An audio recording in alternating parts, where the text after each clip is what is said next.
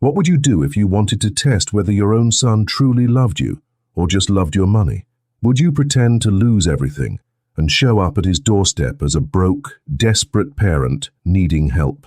That's exactly what an elderly couple did after 40 years of sacrifice, working multiple jobs and giving their son every advantage in life. Robert and Eleanor Mitchell were 72 and 69 years old, retired and comfortable after decades of hard work.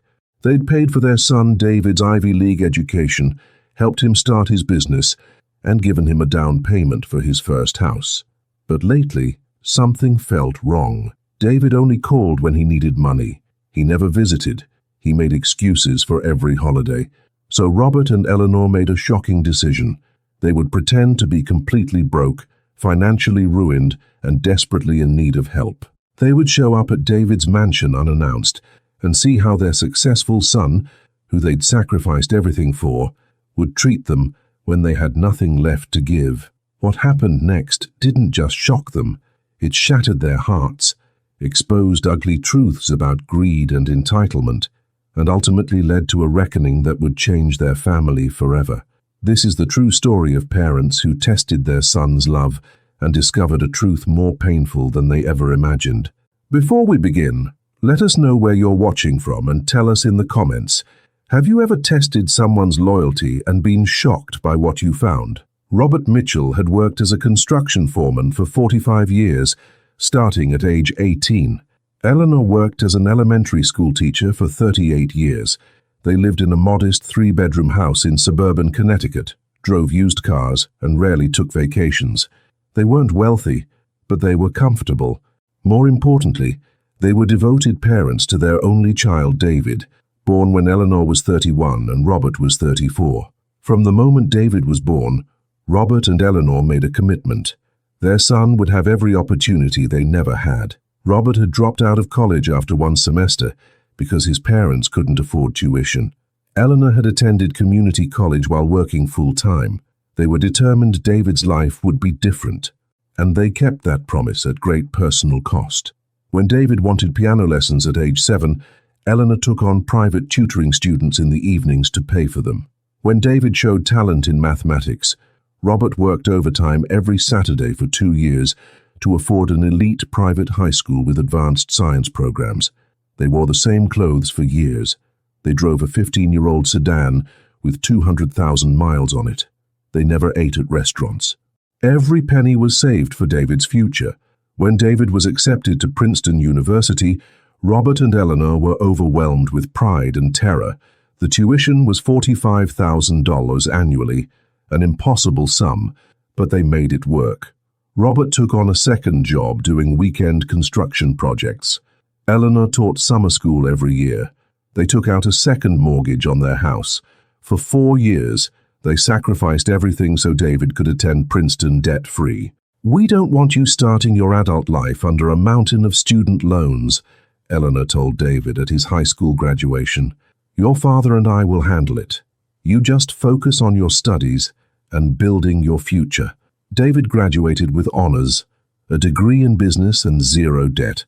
Robert and Eleanor attended his graduation with tears of joy, exhausted but so deeply proud. After college, David wanted to start a tech company. He had a business plan, ambition, and talent, but no capital. Once again, Robert and Eleanor stepped up. They gave him $50,000, their entire retirement savings at that point, to help launch his startup. "We believe in you," Robert said, handing David the check. "Build something amazing." 3 years later, when David wanted to buy his first house in an expensive Boston suburb, Robert and Eleanor helped with a $75,000 down payment. They refinanced their own home again to make it possible. "You've already given us so much," David had said, though he accepted the money without much hesitation. "I promise I'll pay you back," but he never did. David's tech company thrived. Within 10 years, he'd built it into a multi-million-dollar business. He married a woman named Vanessa from a wealthy family. They bought a mansion in an exclusive neighborhood. They drove luxury cars, took international vacations, and posted photos of their lavish lifestyle on social media. Meanwhile, Robert and Eleanor still lived in their modest house, still drove used cars, and continued working well past typical retirement age because they'd depleted their savings helping David. At first, David called regularly, then monthly, then only on holidays, then not even on holidays.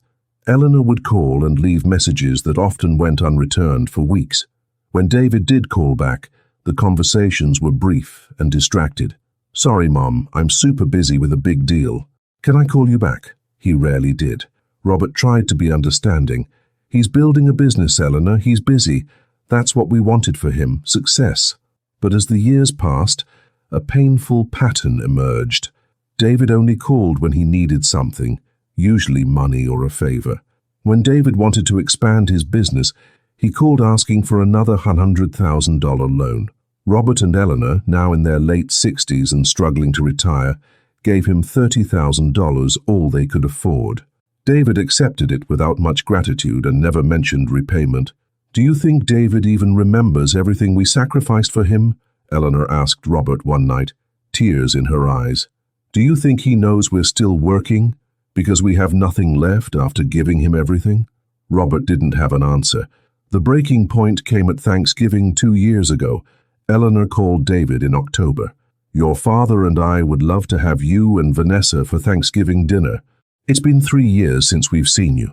"I'll check with Vanessa and get back to you," David promised. He never called back. Eleanor called again 2 weeks before Thanksgiving. David's assistant answered. "Mr. Mitchell is in meetings all day. Can I take a message?" Finally, 3 days before Thanksgiving, David texted, "Sorry, we're doing Thanksgiving with Vanessa's family at their estate in the Hamptons. Maybe Christmas." Christmas came and went with no visit. Just a generic Christmas card with a printed signature. That's when Robert had an idea, a test that was perhaps cruel, but felt necessary. What if we found out whether David loves us, or just saw us as an ATM machine? Robert said one evening. What if we showed up needing help and had nothing left to give? Would he even let us through his door? Eleanor was hesitant. "Robert, that feels manipulative." "Is it more manipulative than ignoring your parents who gave you everything?" Robert replied. "I need to know, Eleanor. I need to know if we raised a good man or just a successful one." After weeks of discussion, they made their decision. They would create a test, an elaborate but necessary one. Robert and Eleanor spent 2 months carefully planning their test. First, they researched what financial ruin actually looked like. They studied bankruptcy procedures, foreclosure processes, and the language people used when describing financial collapse. They created a believable story. Robert had invested their retirement savings in a friend's business that turned out to be a Ponzi scheme. They'd lost everything. The bank was foreclosing on their house. Eleanor's pension had been cut due to school district budget issues. They had nowhere to go and no money left. To make it believable, they gathered props. They withdrew cash from their bank and hid it safely. They created official-looking foreclosure notices using templates online. They even contacted a lawyer friend who helped them draft convincing-looking legal documents about the fake investment scheme. "This feels wrong," Eleanor said as they prepared. "We're lying to our own son." "We're testing his character," Robert corrected. "There's a difference. We've given him everything his entire life. We need to know if he'd give us anything when we need him." They decided to show up unannounced. A phone call would give David time to prepare excuses or avoid them entirely. On a cold Tuesday morning in November, Robert and Eleanor packed 2 old suitcases with worn clothing, family photographs, and a few personal items. They drove their 12-year-old sedan to David's mansion in an exclusive Boston suburb, a neighborhood where every house was worth over $2 million. As they pulled up to David's circular driveway, past the iron gates and manicured lawn, Eleanor felt her stomach twist with anxiety. "What if this backfires?" she asked. "What if he's wonderful, and we've done something terrible by doubting him?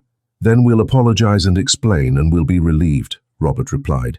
"But if he isn't wonderful, we need to know that too."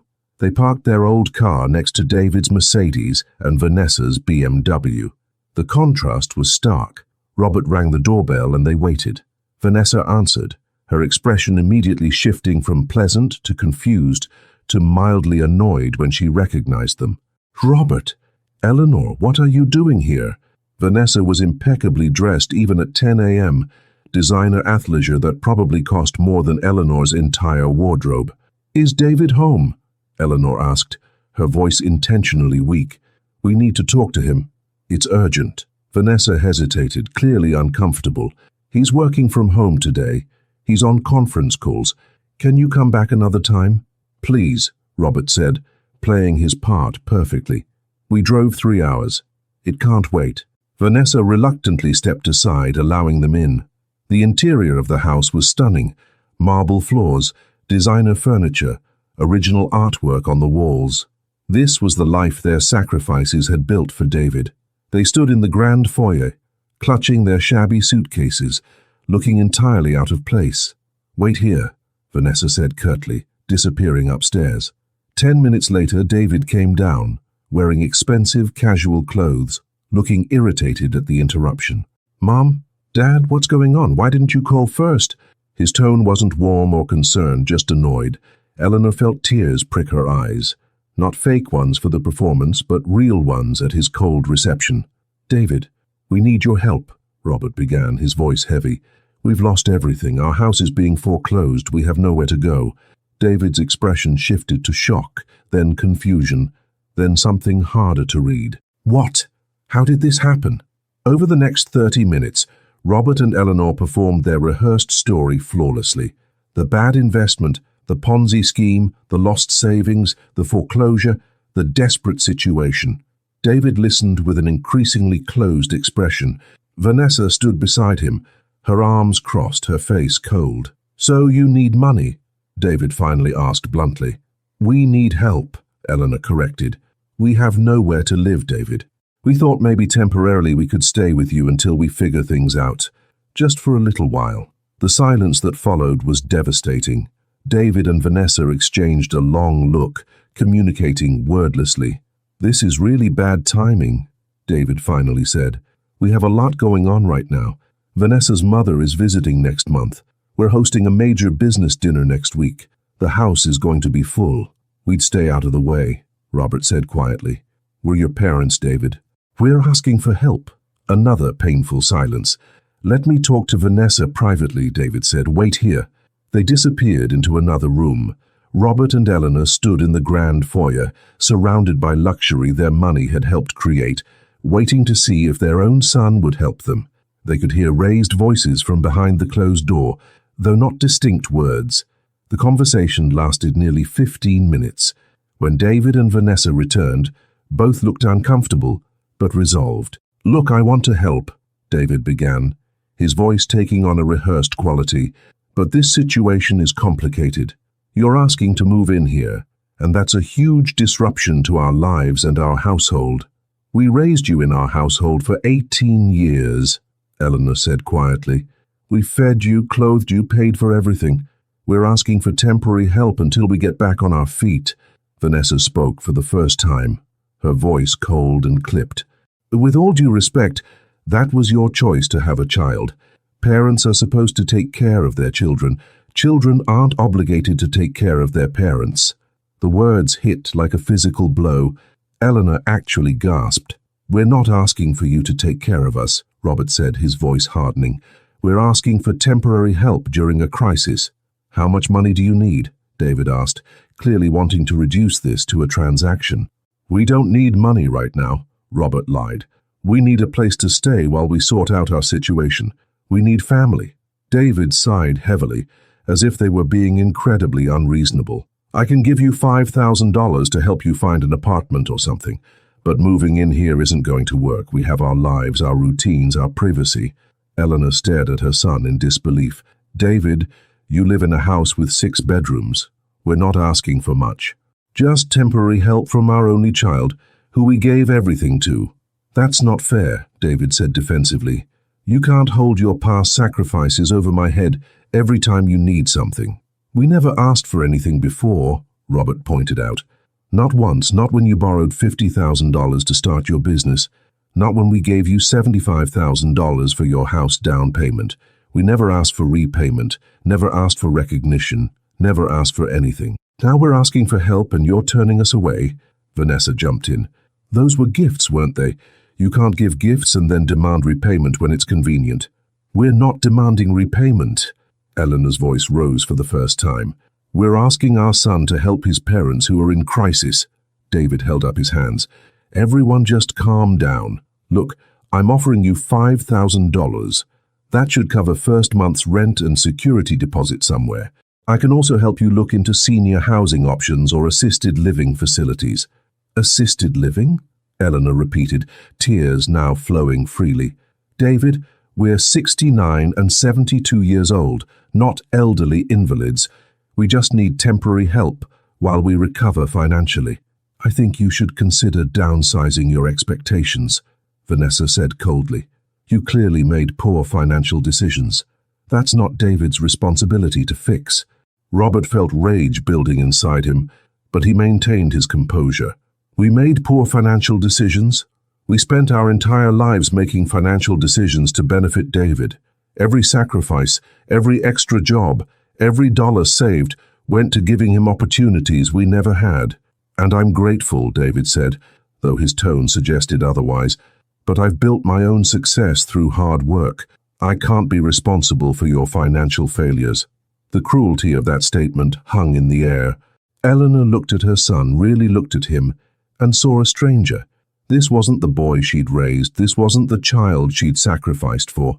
This was someone who'd taken everything and felt entitled to keep taking without ever giving back. Let me be very clear, Robert said slowly, his voice dangerously quiet. You're refusing to let your parents stay in your house temporarily because it would inconvenience you. It's not that simple, David insisted. You're oversimplifying. It is exactly that simple, Eleanor said, her voice breaking. Your father and I are desperate.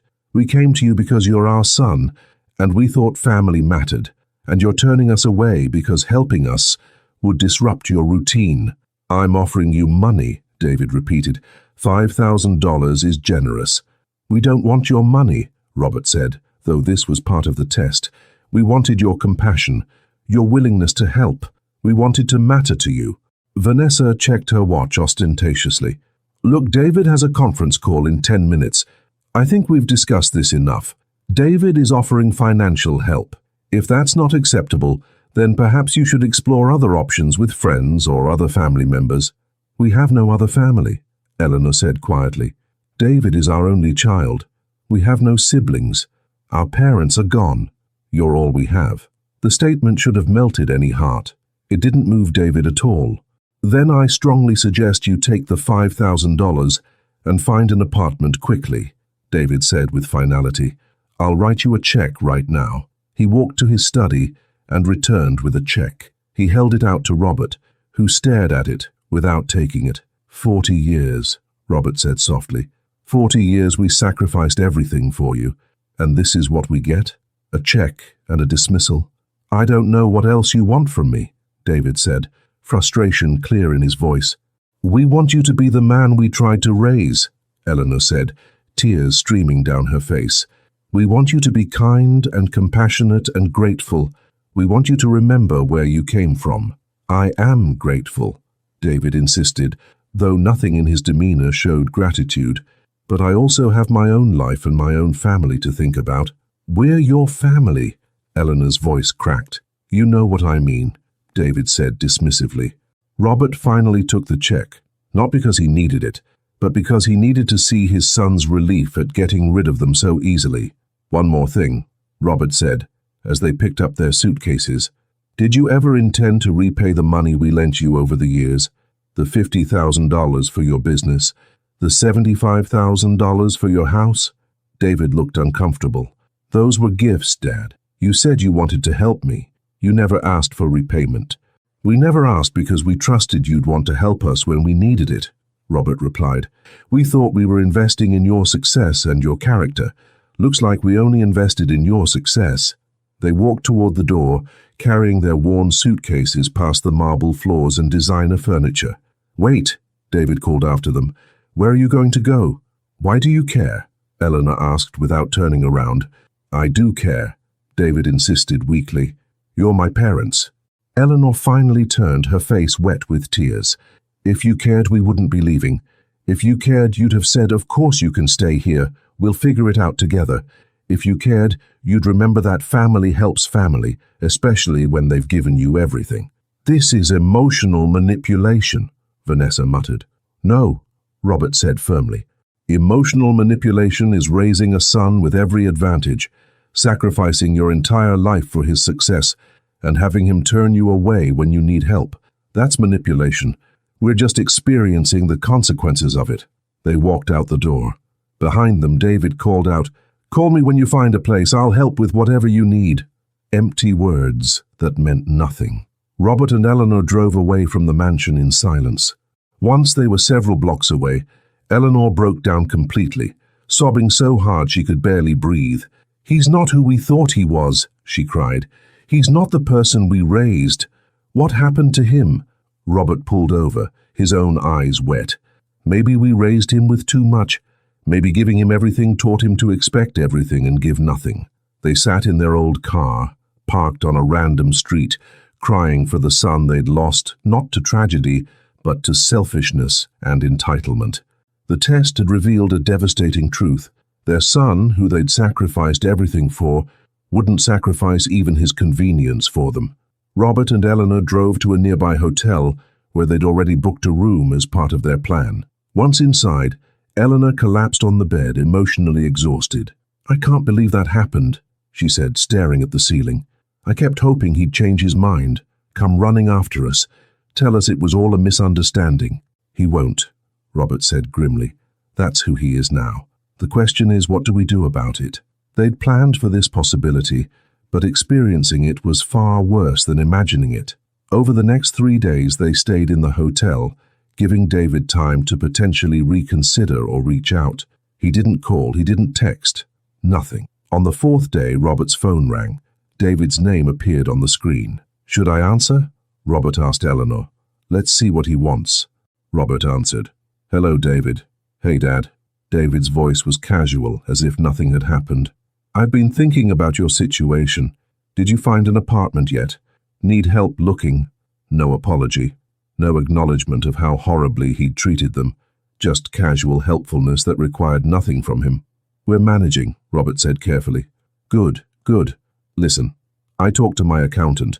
Instead of just $5,000, I can probably give you $10,000 total to help you get back on your feet. But it would have to be a loan this time, not a gift. My accountant says I need to structure it properly for tax purposes." Robert closed his eyes, pain washing over him. Even now, even in what David thought was their desperate situation, he was concerned about tax implications and treating help as a transactional loan. "David, do you remember your 10th birthday party?" Robert asked suddenly. "What? That's random. Why? Do you remember it?" "Not really. That was a long time ago. Your mother and I worked extra jobs for 6 months to afford that party. You wanted to invite your entire class to a party at that fancy entertainment center. It cost us $800, which was a huge amount for us back then. But you wanted it so badly, and we wanted you to be happy. Do you remember being happy that day?" "I guess. Dad, what's your point?" "The point is that your mother and I spent our entire lives trying to make you happy, trying to give you everything we never had. And we succeeded. You have everything. A successful business, a mansion, luxury cars, a privileged life. But somewhere along the way, you learned to take without appreciating. You learned that you deserved everything without owing anything." "I don't understand why you're bringing this up now," David said defensively. "Because I need to know something," Robert continued. "When did we stop mattering to you as people and become just an ATM machine?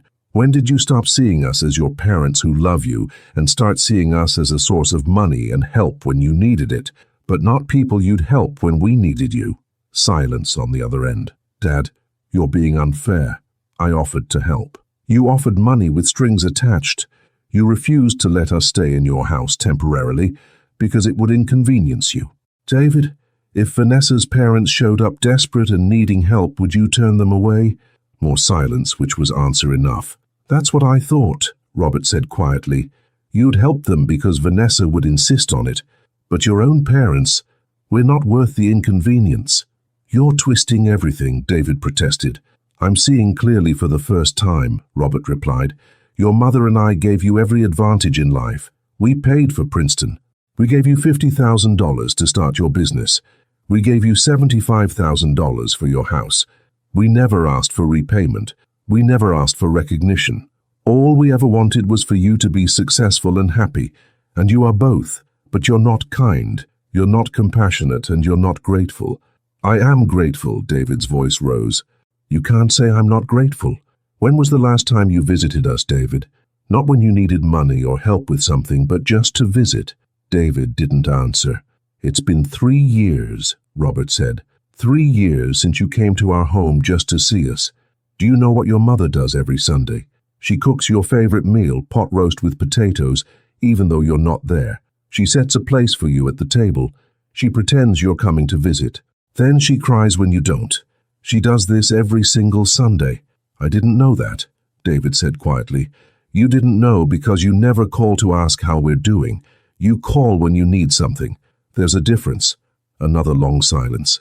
What do you want from me, Dad? David finally asked, and he sounded genuinely confused. I want you to be better, Robert said. I want you to understand that success without character is worthless. I want you to realize that family isn't about transactions. It's about love and loyalty, and showing up when people need you. I tried to help, David insisted. No, you tried to make the problem go away with the minimum effort required. That's not helping. That's dismissing. Robert took a deep breath, preparing for what came next. David, your mother and I aren't actually broke. Confusion in David's voice. What? We didn't lose our money in a Ponzi scheme. Our house isn't being foreclosed. We're financially stable. We made the whole thing up. You what? David's voice went from confused to angry. You lied to me. We tested you, Robert corrected. We needed to know if you loved us or just loved what we could give you. We needed to know if you'd help us the way we always helped you. That's incredibly manipulative, David shouted. Is it more manipulative than ignoring your parents for years? Is it more manipulative than only calling when you need something? Is it more manipulative than turning away your desperate parents because helping them would inconvenience you? I can't believe you did this, David said, his voice shaking with anger. This is a betrayal. No, David. Eleanor's voice came from beside Robert. She'd been listening to the entire call. The betrayal was watching our son, who we gave everything to, become someone who wouldn't give us anything when we needed it. The betrayal was realizing we raised a selfish, entitled person who measures family in dollars and convenience. Mom, David tried to interrupt. Let me finish, Eleanor said firmly. You have everything your father and I dreamed of giving you.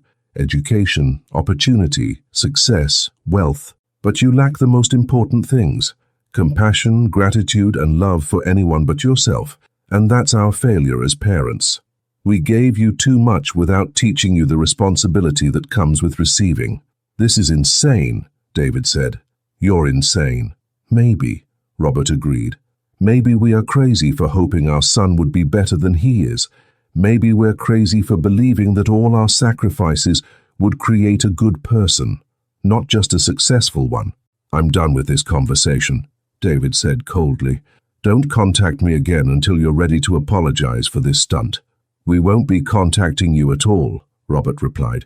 Not until you understand what you've lost and what truly matters. Fine, David snapped and hung up. Robert and Eleanor sat in the hotel room in silence. Did we do the right thing? Eleanor asked softly. I don't know, Robert admitted. But at least now we know the truth. We know who he really is. What do we do now? Robert thought for a long moment. We change our will. We find a better use for what we've built than giving it to someone who doesn't appreciate it, and we try to figure out where we went wrong raising him. Over the next 2 weeks, Robert and Eleanor didn't hear from David. Not a single call, text, or email. They returned home to their modest house, no longer pretending to be broke, and tried to process what they'd learned about their son. I keep thinking about every sacrifice we made, Eleanor said one evening. Every extra shift I worked, every vacation we didn't take, every dollar we saved for him. And I wonder, did we do it wrong? Did we spoil him? We loved him, Robert replied. We wanted him to have advantages we didn't. Maybe we went too far. Maybe we should have made him work more for what he got. Maybe we should have said no sometimes. They decided to take action. First, they contacted their lawyer and changed their will. Instead of leaving everything to David, they created a trust that would donate most of their estate to scholarship funds for underprivileged students. David would receive a modest inheritance, enough to be meaningful but not life-changing. If he doesn't value what we've given him, Robert explained to their lawyer, then giving him more when we're gone won't change anything. Better to help others who might appreciate it. Second, they wrote David a letter, not angry or accusatory but honest. Dear David, we need you to understand why we did what we did. For the past 5 years we've watched you drift further away. You've built an incredible life, and we're proud of your success. But success without character is hollow. We tested you not to be cruel, but because we needed to know if you still valued family, when family couldn't offer you anything material. You failed that test, not because you didn't give us money, but because you didn't give us compassion, time, or the simple courtesy of caring. When you were 10 years old, you fell and broke your arm at school. Your father left work immediately, drove 45 minutes to get you, and spent the night in the hospital holding your hand while you slept, even though he had to work the next morning. He lost a day's pay, but you needed him. When you were 16 and your girlfriend broke up with you, your mother cancelled her evening plans, sat with you for hours, and just listened. She didn't fix it. She couldn't. But she was there because that's what love does. When you needed $50,000 to start your business, we gave you our entire retirement savings without hesitation. We believed in you. When you needed $75,000 for your house, we refinanced our home. We sacrificed because we loved you. But when we showed up at your door desperate, you offered us a check and turned us away. Not because you couldn't help, but because helping would have inconvenienced you. That's when we knew we'd failed you as parents. We gave you everything except the understanding that receiving creates responsibility. We taught you to expect help, but not to give it. We're changing our will. Most of our estate will go to charity. You'll receive enough to know we loved you, but not enough to think that love means endless giving without appreciation. We're also changing our relationship. We won't call you anymore. We won't chase you. If you want us in your life, you'll need to want us for who we are, not what we can provide. You'll need to show up, call, visit, and demonstrate that we matter to you. We love you. We always will. But love isn't about sacrifice without reciprocation. It's about mutual care, respect, and presence. When you're ready to understand that, we'll be here. Mom and Dad. They mailed the letter and waited. 3 days later, David called. His voice was controlled but angry. I got your letter. I can't believe you're changing your will to punish me. We're not punishing you, Robert replied calmly. We're being honest about what we've built and who we want to help. You're leaving your money to strangers instead of your own son. How is that not punishment? Those strangers are students who need help the way you once did. They'll appreciate it the way you never did, and you're still receiving something, just not everything. This is because I wouldn't let you move in, David said accusingly. You're punishing me for having boundaries. No, David, Eleanor interjected. We're responding to years of being treated like an ATM and ignored otherwise. The test just confirmed what we'd suspected for a long time. You take but you don't give. You receive but you don't appreciate. That's not true, David protested, though his voice lacked conviction.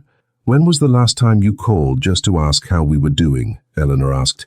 Not when you needed something, just to check on us. Silence. When was the last time you visited our home? More silence. When was the last time you acknowledged anything we've done for you? I say thank you, David said defensively. Thank you is words, David. Gratitude is action. It's showing up, it's being there when people need you, it's caring about someone beyond what they can do for you. Vanessa says you're being emotionally abusive, David said, and his parents could hear his wife's influence in the statement. Of course she does, Robert replied, because Vanessa has never sacrificed for anyone but herself. She married you for your money and lifestyle. She doesn't understand what we gave up for you, because she's never given up anything for anyone. Don't talk about my wife that way, David said angrily. Then don't let your wife poison you against your parents, Robert shot back. The fact that you're more concerned about Vanessa's opinion than your relationship with us tells us everything we need to know. This is pointless, David said. You've made your decision. I guess I'll live with it. David, wait, Eleanor said urgently. This doesn't have to end this way. We're not trying to hurt you, we're trying to wake you up. You have time to change, you have time to become the man we hoped you'd be. By doing what? Letting you manipulate me with tests and ultimatums. By being a better person, Eleanor said simply. By calling your parents occasionally. By visiting. By caring about someone besides yourself. By understanding that the world doesn't revolve around you and your convenience. I need to go, David said coldly. I have things to do. And he hung up. Eleanor looked at Robert with tears in her eyes. We lost him. Maybe, Robert said quietly. Or maybe he needs to lose everything to understand what matters. Sometimes people don't grow until they have to. 6 months passed with no contact from David. Robert and Eleanor tried to move forward with their lives. They traveled, something they'd never done much of because they'd always been saving for David.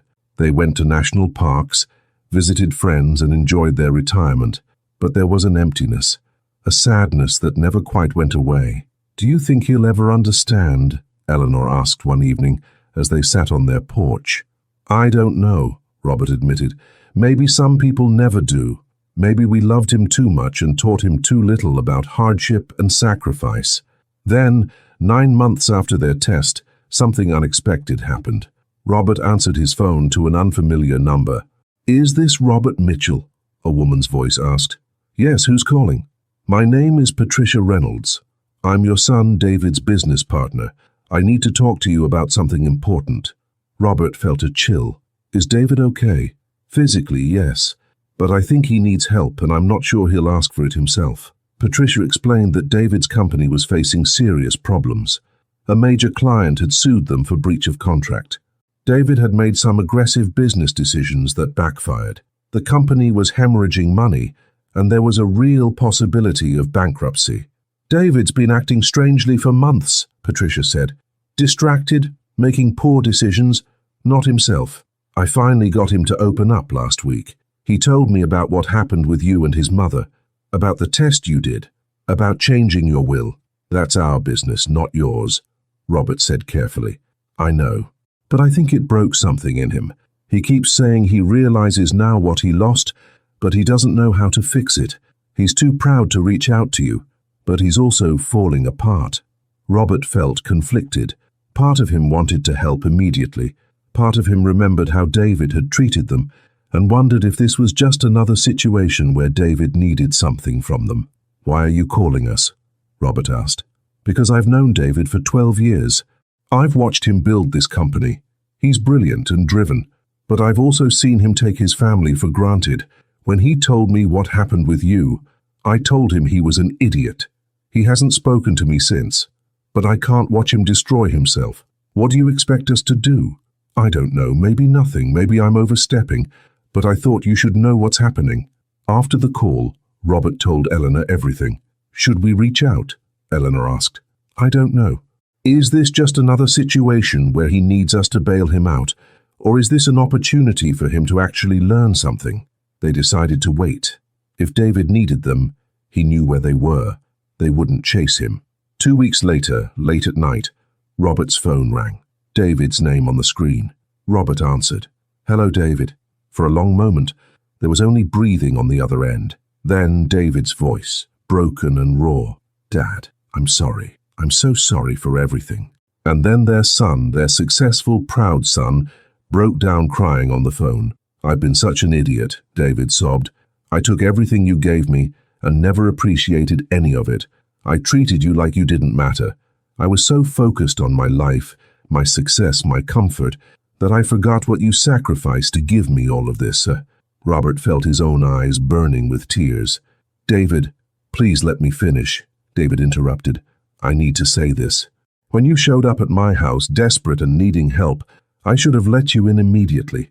I should have given you every resource I had, but I was too selfish, too concerned about my convenience and my routine, and it's haunted me every day since. Eleanor had picked up the extension and was listening, tears streaming down her face. I lost everything, Dad. The lawsuit, the business problems, they're all my fault. I made arrogant decisions.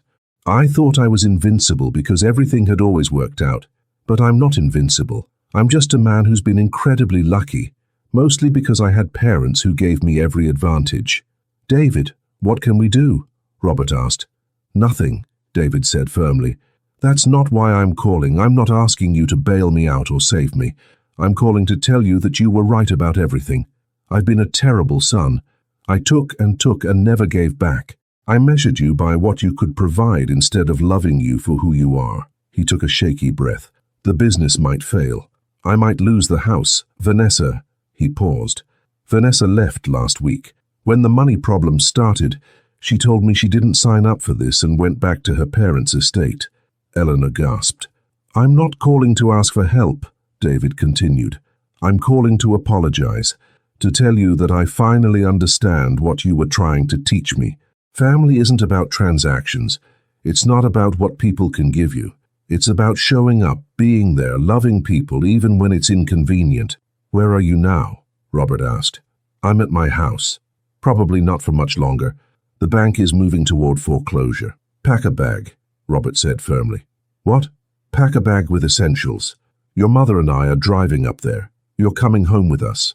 Dad, I can't ask you to. You're not asking. I'm telling you. You're our son. You're in trouble. We're coming to get you. That's what family does. David's voice broke again. After everything I did, after how I treated you, you'd still help me? Of course we would, Eleanor said, her voice thick with emotion. That's what love means, David. It means showing up even when it's hard, even when you've been hurt, even when the other person doesn't deserve it. We're coming to get you, and you're going to stay with us until you figure out your next steps. I don't deserve this, David whispered. No, Robert agreed, you don't. But love isn't about deserving, it's about giving. You're about to learn that lesson the hard way, and we're going to be there to help you learn it. Robert and Eleanor drove through the night to reach David's mansion in Boston. They arrived at 6 a.m. to find their son sitting on the front steps, a single suitcase beside him, looking defeated and exhausted. When David saw them pull up, he stood and walked to the car slowly, as if unsure of his reception. Eleanor got out first.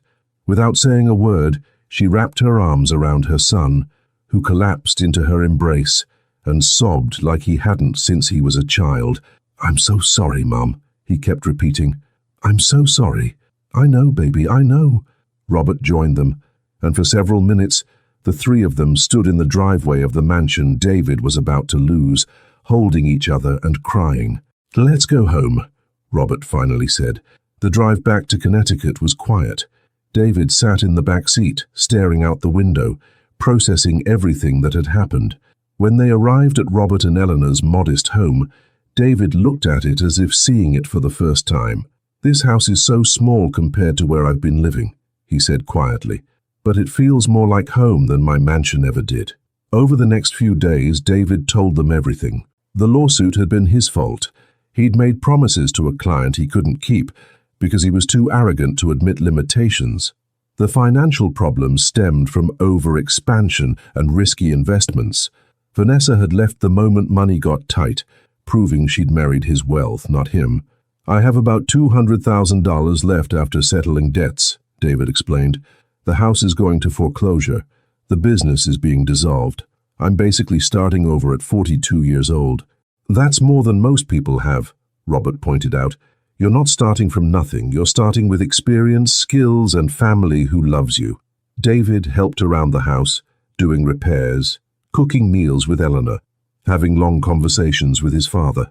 He began to see his parents not as ATMs or obligations, but as people who'd built a meaningful life through hard work and sacrifice. One evening, Robert found David looking at old photo albums. I forgot how much we did together when I was young, David said, pointing to pictures of family camping trips, birthday parties, school events. When did I stop appreciating all this? Probably around the time you started having everything you wanted, Robert said gently. Success can blind people to what truly matters. I want to make things right, David said. I want to pay you back for everything you gave me. You can't pay us back, Robert replied. Not in money, but you can pay it forward. You can be the kind of person who helps others, who shows up for family, who doesn't measure relationships in dollars. Over the next 3 months, something remarkable happened. David transformed. He got a job as a business consultant, using his experience to help small companies avoid the mistakes he'd made. He moved into a modest apartment instead of trying to maintain an expensive lifestyle. He visited his parents every Sunday for dinner, and not because he needed anything, but because he genuinely wanted to be there. He started volunteering at a youth mentorship program, teaching business skills to underprivileged teenagers. "These kids remind me of you and Mum," he told Eleanor one day. "They have talent and intelligence but no resources or opportunities. I want to be for them what you were for me, except I want to teach them gratitude, along with ambition." Robert and Eleanor watched their son slowly become the person they'd always hoped he would be. One Sunday evening, as they finished dinner, David cleared his throat nervously. "I need to tell you both something," he began. "I've been doing a lot of thinking about what I want my life to mean. I've decided to do something with the money I have left." He pulled out some documents. "I've set up a scholarship fund in your names. The Robert and Eleanor Mitchell Scholarship for students who demonstrate both academic achievement and a commitment to service. It's funded with $150,000, invested so it generates ongoing scholarships annually." Eleanor's hand went to her mouth. "That's most of what you have left," Robert said. "I know, but I finally understand what you tried to teach me. Money is just a tool. What matters is what you do with it, and who you help with it. You spent your money helping me. I want to spend mine helping others." Tears streamed down Eleanor's face. "David, that's beautiful, but what about your future?" "My future is working hard and building something meaningful, the way you did. I don't need a mansion or luxury cars. I need purpose and family and the satisfaction of helping others. You showed me that. It just took me 40 years to understand it." Robert pulled his son into a hug. "We're proud of you, not because of the scholarship, but because you've become a good man." "I'm trying to be," David said. "Every day I'm trying to be the man you raised me to be." A year after the test that shattered and then rebuilt their family, Robert and Eleanor received an unexpected phone call from their lawyer. "I need you to come to my office," he said. "There's something important we need to discuss about your estate." Confused, they drove to his office, where they found David already waiting with a nervous smile. "What's going on?" Eleanor asked. The lawyer explained. "David contacted me several months ago with an unusual request. He wanted to know if you'd be willing to change your will back to leaving your estate primarily to him." Robert frowned. "David, we talked about this. We want most of our estate to help others." "I know," David said quickly, "and I agree with you. That's why I'm here. I want you to change your will, but not the way you think." He pulled out documents. "I've been working with your lawyer to create a comprehensive plan. Your estate, combined with what I have, will be used to expand the scholarship fund significantly. But there's more." David explained his vision. They would establish the Mitchell Family Foundation, dedicated to helping families in financial crisis, funding education, and teaching financial literacy to young people. The foundation will be run by a board that includes all of us. We'll work together to help others the way you always helped me. We'll fund scholarships, yes, but also emergency grants for families facing eviction, medical bills, or other crises. Eleanor was crying again. "David, this is incredible." "I learned from the best," David said simply. "You showed me what true generosity looks like. Now I want to pass that forward." Over the next 2 years, the Mitchell Family Foundation grew beyond their wildest expectations. David recruited other successful professionals he knew to contribute and serve on the board. They helped 247 families avoid eviction, funded 63 full college scholarships, and provided emergency assistance to countless others. Robert and Eleanor were actively involved, reviewing applications and meeting families they helped. It gave their retirement profound meaning. One evening, as they worked together on foundation business at Robert and Eleanor's kitchen table, David looked at his parents with deep emotion. "Do you remember when you tested me?" he asked. "When you pretended to be broke?" "Of course," Robert said. "I was so angry when I found out. I felt manipulated and betrayed, but it was the best thing you ever did for me." "How so?" Eleanor asked. "Because it showed me who I'd become. It held up a mirror, and I didn't like what I saw. That test broke me, but it also saved me. If you hadn't done it, I'd probably still be living in that mansion, ignoring you, focused only on myself, wondering why I felt empty, despite having everything." He reached across the table and took both his parents' hands. "You gave me two great gifts in life. The first was everything you sacrificed to help me succeed. The second was loving me enough to show me when I'd failed as a human being.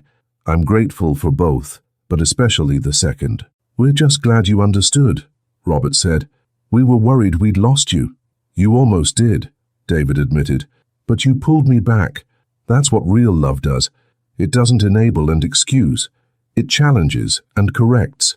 You loved me enough to let me fail and struggle. That's true parenting." 3 years after the test, David met someone new, a teacher named Sarah who valued service and compassion over wealth and status. They had a simple wedding at Robert and Eleanor's house, surrounded by close friends and family who actually mattered. When Sarah became pregnant with their first child, David and Sarah asked Robert and Eleanor to be actively involved grandparents. "We want our children to know their grandparents," David said. "We want them to learn from you what it took me too long to learn. We want them to understand sacrifice, gratitude, and service."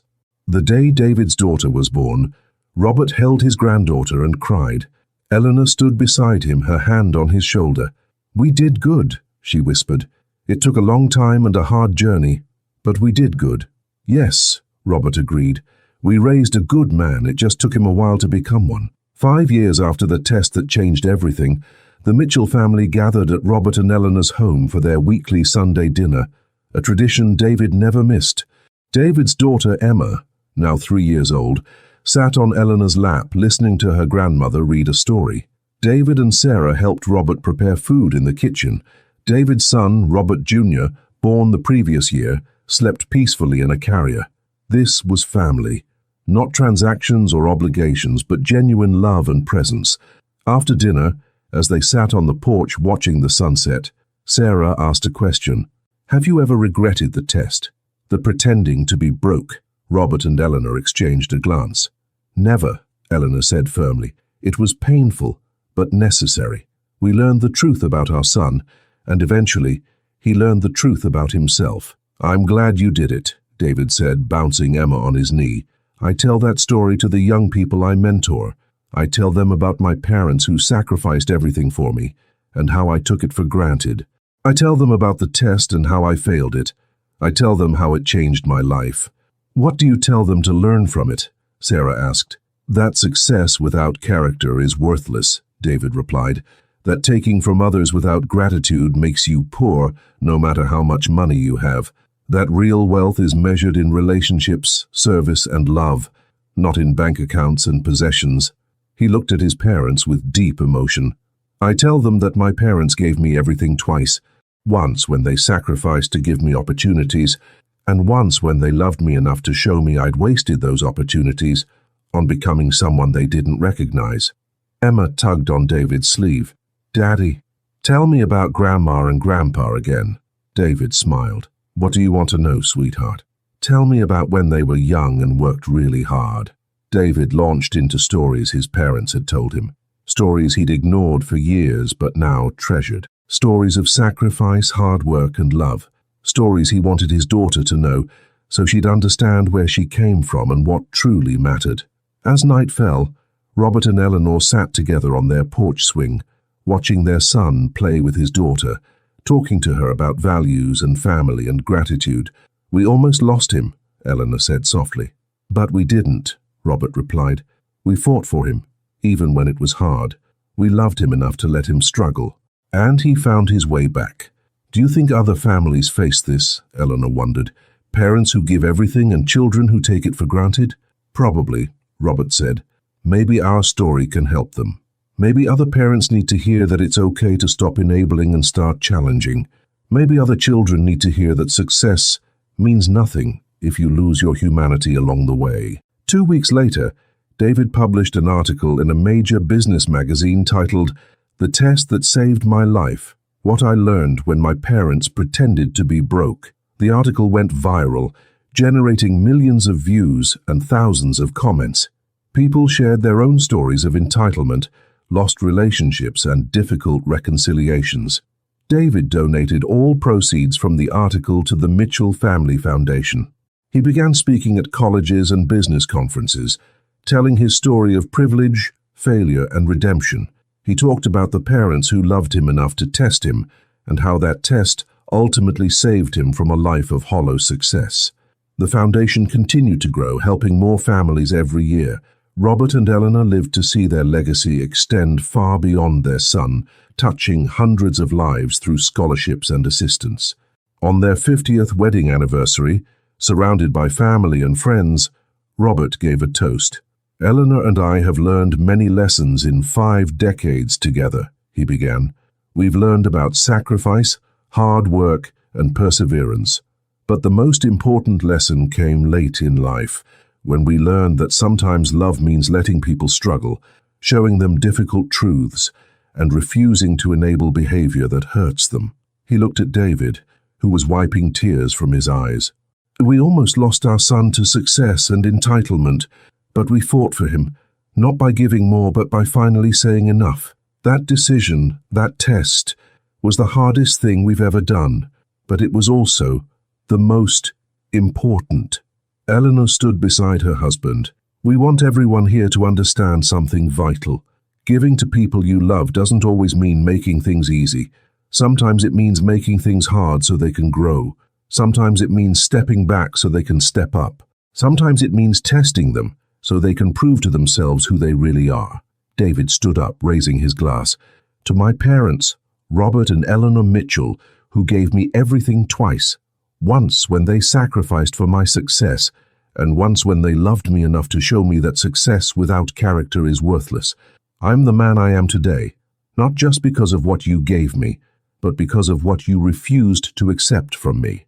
Everyone raised their glasses, and in that moment the family that had been broken and rebuilt was stronger than ever. The test that had seemed cruel had been an act of profound love. The rejection that had hurt so deeply had been a necessary lesson. The struggle that followed had forged a better person. Robert and Eleanor's story became a testament to a simple truth. Real love sometimes means letting people fail, challenging them to be better, and refusing to enable the worst parts of who they've become. Their son had been given every advantage, and he'd squandered it on selfishness and entitlement. But when he lost everything, when he was forced to rebuild from humility and struggle, he found something more valuable than any inheritance: character, purpose, and the understanding of what truly matters.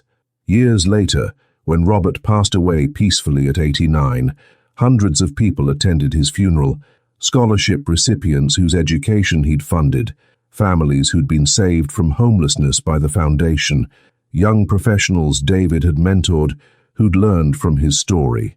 At the service, David spoke about his father through tears. "My dad gave me 2 great gifts," he said. "The first was unconditional love and endless sacrifice.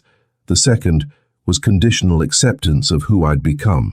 He loved me enough to give me everything, and then he loved me enough to show me I'd wasted it. That second gift saved my life."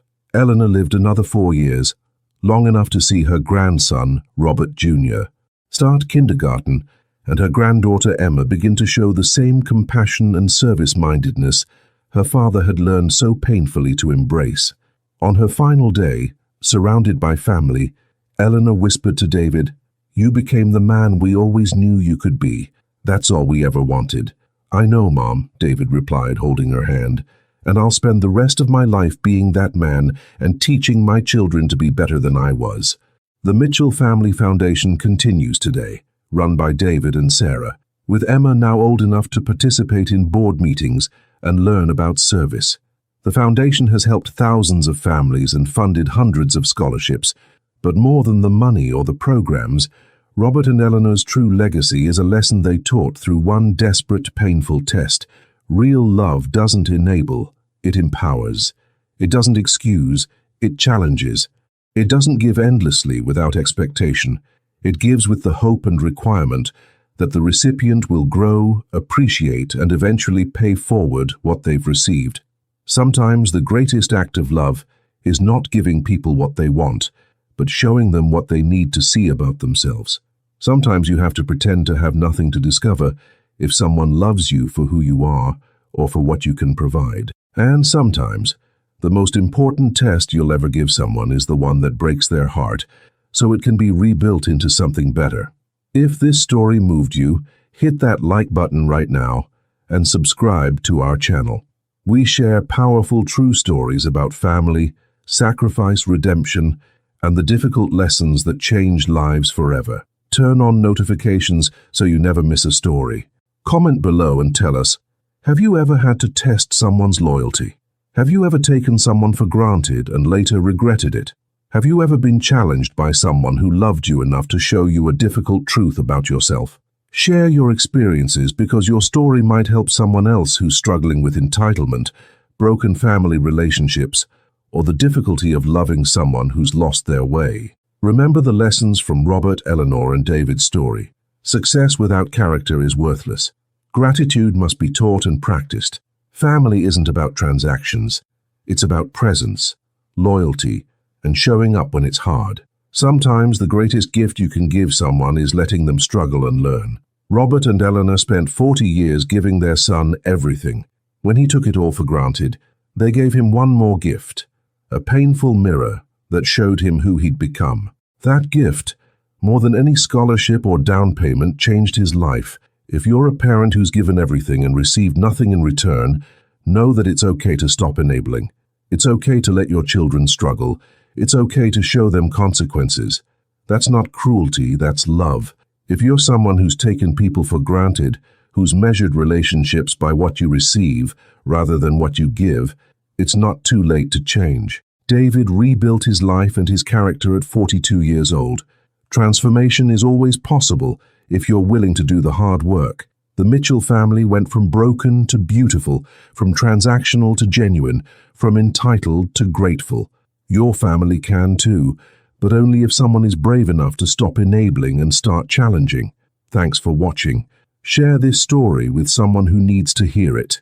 And remember, real love sometimes hurts, because real love refuses to let you stay broken. We'll see you in the next story.